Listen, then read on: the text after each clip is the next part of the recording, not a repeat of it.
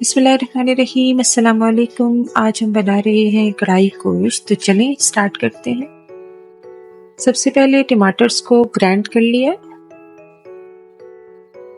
लहसुन अदरक को ग्राइंड कर लिया और उसके बाद 1 कप दही में सारे मसाले जिसमें ग्राइंड किया हुआ लहसुन अदरक, हरी सुर्ख मिर्च, हल्दी, खुश्क धनिया, गरम मसाला और उसमें चिकन डाल के इसको 1 घंटे के लिए मैरिनेट करके फ्रिज में रख दिया ताकि सारा मसाला चिकन के अंदर एब्जॉर्ब हो जाए। अब एक कढ़ाई में तेल गरम किया और उसमें ये चिकन का मिक्स किया हुआ जो मिक्सचर था वो ऐड कर लिया।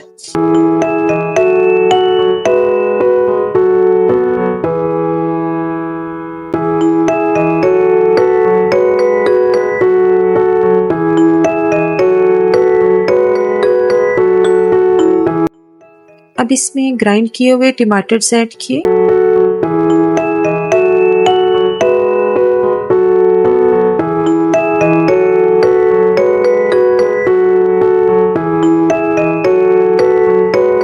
और हरा धनिया और हरी मिर्ची,